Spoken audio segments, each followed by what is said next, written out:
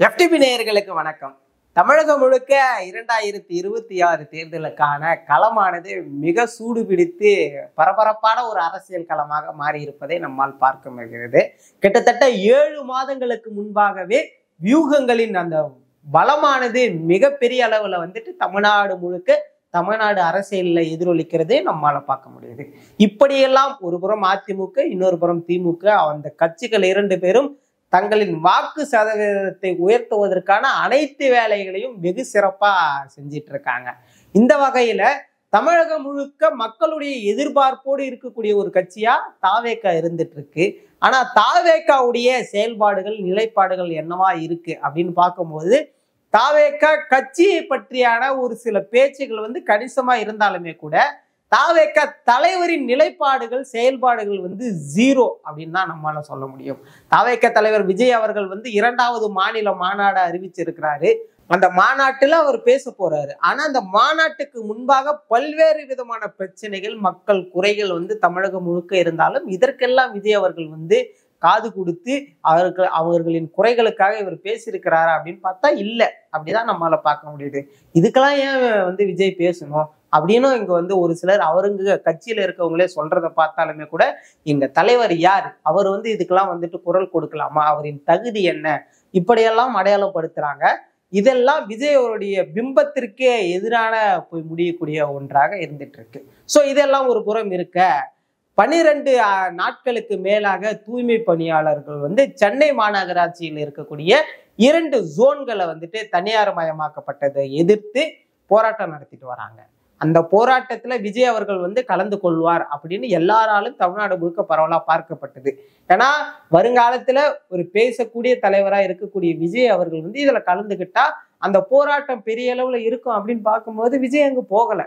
மாறா அங்க இருக்கக்கூடிய தூய்மை பணியாளர்கள்ல செலக்ட் பண்ணி, இப்ப எப்படி இன்டர்வியூ வச்சா ஒரு 15 பேரை நீங்க செலக்ட் பண்ணி கூப்பிட்டு போங்க, அந்த மாதிரி ஒரு 10 பேரை அழைச்சிட்டு போயிட்டு ஒரு ரூம்ல உட்கார வச்சு இதை கான்ஃபரன்ஸ்ல பொதுக்குழு பேசுற மாதிரி 10 பேர்கிட்ட பேசி உங்களோட குறைகளுக்கு நான் ஒரு அறிக்கை விடுறேன்ற மாதிரி ஒரு அறிக்கையை விட்டுருக்காரு. இது முழுக்க முழுக்க பார்க்கும்போது ஏதோ நம்ம பண்ணணும் அப்படின்ற ஒரு நோக்கத்தோடு விஜய் அவர்கள் பண்ணியிருக்கிறாரு. பெரிய அளவுல இது பெரிய அளவுல கை கொடுக்காது அப்படின்னு தான் நம்ம பார்க்க முடியும். மக்களின் குறைகளுக்காக மக்கள் போராடுற இடத்துக்கு ஒரு தலைவர் போய் நின்று அதை பார்க்கறது எப்படி, அதை விட்டுட்டு போராடுறவங்கள ஒரு 10 பேரை அழைச்சிட்டு வீட்டுல பார்த்துட்டு குறை கேட்கறது எப்படி இருக்கும்? அது தவறான ஒரு நோக்கில விஜய் அவர்கள் செயல்படுகிறார் என்பதை நம்மளால பார்க்க முடியுது. இது ஒரு புறம் இருக்க, விஜய் அவர்களுக்கு தேசிய அரசியல்ல எந்த அளவுக்கு ஆதரவு இருக்கு அப்படின்னு நம்ம பார்த்தோம்னா, இதற்கு முன்பாக பாஜகவில் இருக்கக்கூடிய அனைத்து தலைவர்களும் விஜய் அவர்கள் மேல ஒரு சாஃப்ட் கார்னர் வச்சிருந்தாங்க. குறிப்பா தமிழக பாஜகவிலுமே கூட விஜய் அவர்கள் மீது எந்த விதமான விமர்சனத்தை பெரிய அளவுல வைக்காம விஜயும் எங்கள் கூட்டணிக்கு வருவார் அப்படிலாம் சொல்லிட்டு இருந்தாங்க. ஆனா இப்ப இந்த சமீப காலத்துல பாஜகவில் இருக்கக்கூடிய அனைத்து தலைவர்களுமே விஜயை வச்சு கீழ்கீழ்னு கிழிக்கிறாங்க. ஏன்னு தெரியல. ஒருவேளை தெரிஞ்சிடுச்சு போல விஜய் அவர்கள் பாஜக கூட்டணிக்கு வரமாட்டாரு, அதனால அவர் என்ன நமக்கு எதிராக பேசும்போது நம்மளும் அவருக்கு எதிராக பேசலாம் அப்படின்னு பாஜகவில் இருக்கக்கூடிய பல மூத்த தலைவர்களும் இறங்கிட்டாங்க போல. அதற்கு உதாரணமா பாஜகவின் முன்னாள் மாநில தலைவர் தமிழிசை சவுந்தரராஜன் அவர்களுமே குறிப்பிட்டு சொல்றாங்க, 11 நாட்கள் ஆச்சு, இப்பதான் விஜய் அவர்கள் தூங்கி எழுஞ்சிருக்கிறாரு போல, தூக்கத்திலிருந்து 10 பேரை அழைச்சி பேசியிருக்கிறாரு, இதெல்லாம் ஒரு தலைவருக்கான ஒரு இதுவா அப்படின்ற மாதிரி தமிழிசை சவுந்தரராஜன் அவர்கள் சொல்லி இருக்கிறாங்க. அதை தாண்டி பாஜகவில் ஒரு அறிவு பெறக்கூடிய ஒரு முகமாக இன்னைக்கு அண்ணாமலை அவர்கள் இருக்கிறார் என்றால், அண்ணாமலையை உருவாக்கியவர் தேசிய அமைப்பு செயலாளரான BL சந்தோஷ் அப்படின்ற இந்த பெயர் நம்ம தமிழ்நாட்டுல பரவலா பேசப்படும். அப்படி அவர் வரும்பொழுது அவர்கிட்ட தாவேகா பத்தி ஒரு கேள்வி கேட்கிறாங்க. அவர் அதுக்கு பெரிய அளவுல ரெஸ்பான்ஸே பண்ணல. தாவேகா தானே, அவங்க வர்றதுக்கான வாய்ப்பு இல்லை. ஸோ அதிமுக பாஜக இந்த கூட்டணி வலிமையா இருக்கும். அதே மாதிரி பாண்டிச்சேரியில அதிமுக பாஜக NR காங்கிரஸ் இந்த கூட்டணி வலிமையா இருக்கும். அதை தவிர தாவேகாவுக்கெல்லாம் இங்க இடம் இல்லை, நாங்க அதை பத்தி யோசிக்கவும் இல்லை அப்படின்ற மாதிரி போட்டு உடைச்சிட்டு போயிட்டாரு.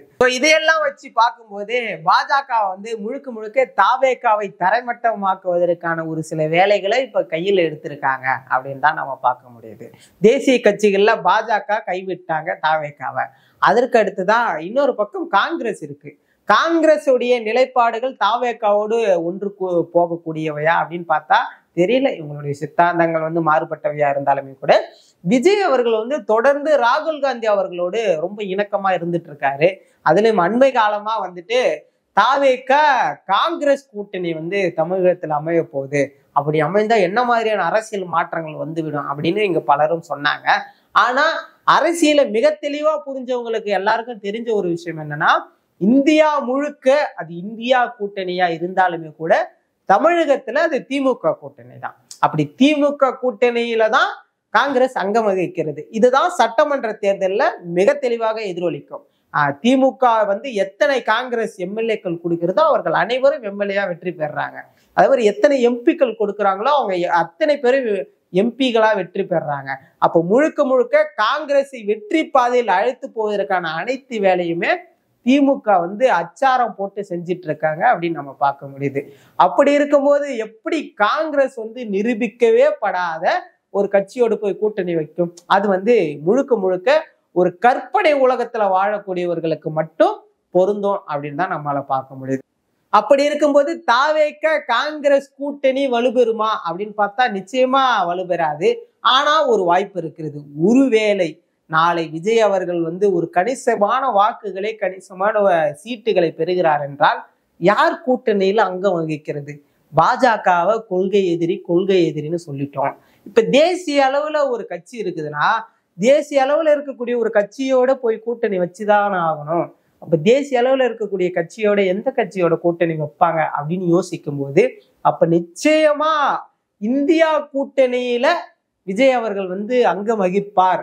ஏன்னா இந்தியா கூட்டணியின் கொள்கையோடு விஜய் அவர்களின் கொள்கை வந்துட்டு ஒன்றிணைந்து போகக்கூடிய கொள்கையா தான் இருக்குது. இடதுசாரி கொள்கைகளா இருக்கட்டும், பாஜக எதிர்ப்பு கொள்கையை வந்து விஜயும் வைத்திருக்கிறதால காங்கிரஸோடு இருக்கக்கூடிய இந்த கொள்கையோட விஜய் அவர்கள் வந்து உடன்பட்டு போறதால தாவேக்கா வந்து முழுக்க முழுக்க இந்தியா கூட்டணியில அங்கம் வகிக்கிறதுக்கான அனைத்து சிறப்புகளுமே இருப்பதா தான் நம்மளால பார்க்க முடியுது. 2026 தேர்தல் எப்படி எதிரொலித்தாலுமே கூட 2029 விஜய் அவர்கள் வந்து ஒரு தலைவராக இந்தியா முழுக்க பரிணமிக்கப்பட வேண்டும் என்றால் அவர் வந்து ஒரு தேசிய கட்சி ஒன்றை ஆதரிக்க வேண்டும். இன்னைக்கு தமிழ்நாட்டுல சீமான் இருக்கிறார், அவர் வந்து தனித்துதான் போட்டியிடுகிறார். எந்த தேசிய கட்சியும் ஆதரிக்கவில்லை, எந்த மாநில கட்சியும் ஆதரிக்கவில்லை. என்னதான் 8.2% வாக்கு சதவீதத்தை வைத்திருந்தாலுமே கூட சீமான் அவர்கள் மாநிலத்தில் அடையாளமான ஒரு கட்சி. ஆனால் தேசிய அளவில் ஒருமித்த கருத்தோடு ஒரு கட்சியோடு ஒன்றிணைய வேண்டும் என்றால் அப்ப தேசிய கொள்கையோடு ஒன்றிணைய வேண்டும். அப்படி விஜயின் கொள்கை பாஜகவின் கொள்கையோடு ஒன்றுபட்டதா என்று கேட்டால் இல்லை. முழுக்க முழுக்க பாஜகவின் கொள்கை எதிர்ப்போடு வந்த கட்சியாக தாவேக்கா இருக்கிறது.